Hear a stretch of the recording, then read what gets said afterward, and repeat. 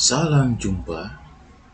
Pada video kali ini kita akan membahas mengenai analisis ras model ya. Analisis ras model, dan untuk video kali ini lebih khususnya pada data politomi dengan skala peringkat atau skala Likert ya. Nah, jadi analisis ras yang akan kita gunakan pada hari ini, atau yang akan kita analisis pada hari ini, pada video kali ini adalah mengenai validitas dari skala peringkat ya. Jadi kita mendiagnosa apakah skala peringkat yang digunakan itu sudah bisa dipahami oleh responden atau tidak ya. Nah, oke, oleh karena itu saya akan bukakan data. Nah, jadi ini data saya ya. Data saya kuesioner ya, kuesioner tentang kepuasan taruna terhadap pelayanan ya. Nah, lalu di sini terlihat ada 12 item. Lalu ini bentuknya adalah skala Likert dari 1 sampai 5 ya. Skalanya itu dari 1 sampai 5. Nah, jadi dari sangat tidak setuju, tidak setuju, lalu netral, setuju, dan sangat setuju. Nah, itu dia peringkatnya seperti itu ya. Nah, kita akan melihat apakah penggunaan skala peringkat dari 1 sampai 5 ini apakah mudah dipahami oleh responden atau tidak.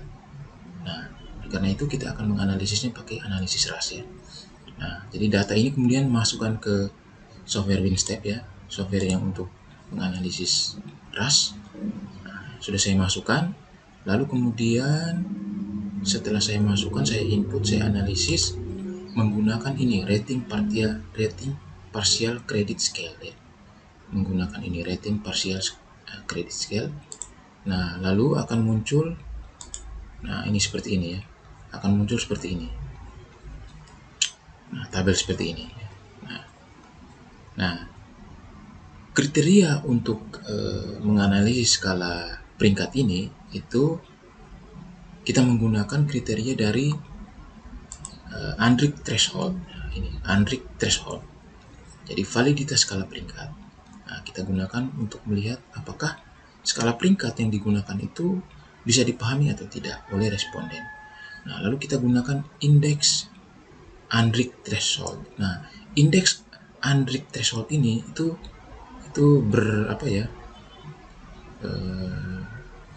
berkisar antara 1,4 sampai 5,0. Jadi yang paling bagus itu ya, jadi yang terbaik yang kira-kira mudah dipahami oleh responden itu di antara 1,4 sampai 5,0. Jadi kalau logitnya di antara 1,4 sampai 5,0 berarti itu bisa dipahami oleh respondennya. Nah, kalau kurang dari 1,4 maka skala peringkat itu perlu digabung ya. Lebih dari 5,0 maka skala peringkat itu dipecah ya, bisa dipecah. Nah, sekarang kita akan melihat ya, kita akan melihat skala peringkat kita. Nah, ini tabel yang akan kita baca, itu yang ini akan kita analisis. Nah, biasanya kita akan melihat yang ini, observed average. Nah, kalau observed average ini itu dia nilainya itu semakin meningkat. Jadi dari atas sampai ke bawah itu semakin meningkat nilainya. Nah, itu berarti dia bagus ya. Tuh. Nah, tetapi ini saja tidak cukup ya. Kita lihat ini minus 0,97, lalu meningkat menjadi 0,08, meningkat menjadi 0,50, meningkat menjadi 1,96, meningkat menjadi 3,84. Berarti bagus. Tetapi ini saja tidak cukup. Kita harus menggunakan ini juga, kriteria Andrich threshold ya. Itu nilainya berkisar dari 0 sampai 2,81. Nah, tetapi di sini kita lihat nilainya akan meningkat 1,4 minus 1. Memang meningkat, tetapi kita harus melihat tadi kita menggunakan kriteria ini 1,4 sampai 5,0. Nah, oleh karena itu kita akan lihat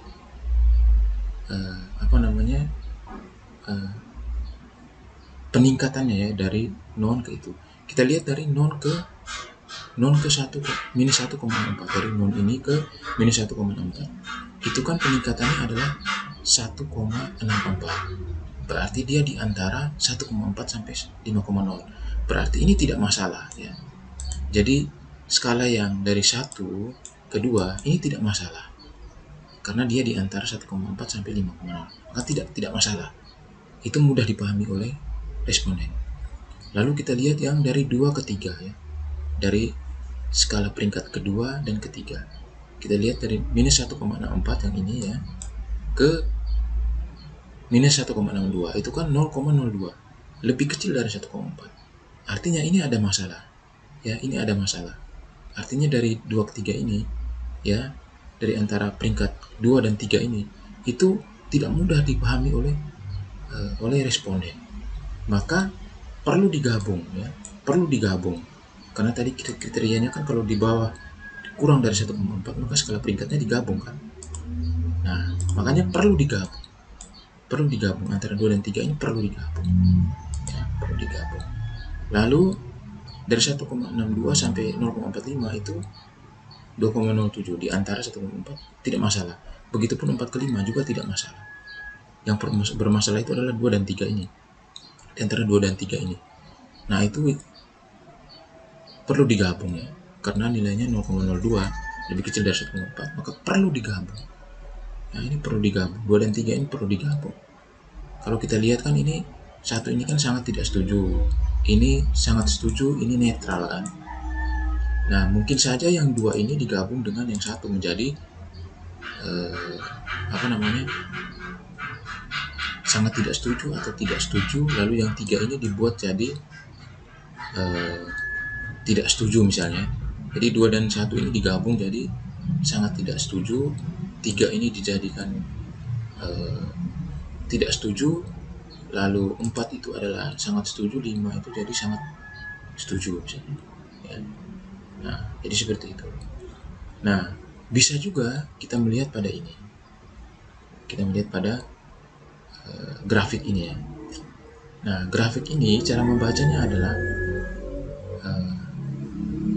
kalau misalnya ya setiap skala peringkat itu memiliki puncak ya, memiliki puncak yang terlihat ya, memiliki puncak yang terlihat, maka itu yang mudah dipahami oleh responden ya.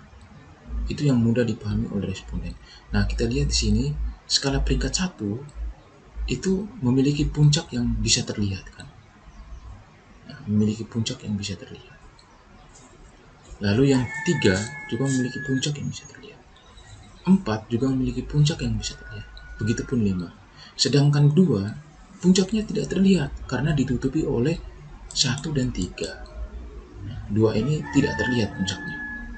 Nah, artinya skala peringkat 2 ini itu skala peringkat yang bermasalah, yang tidak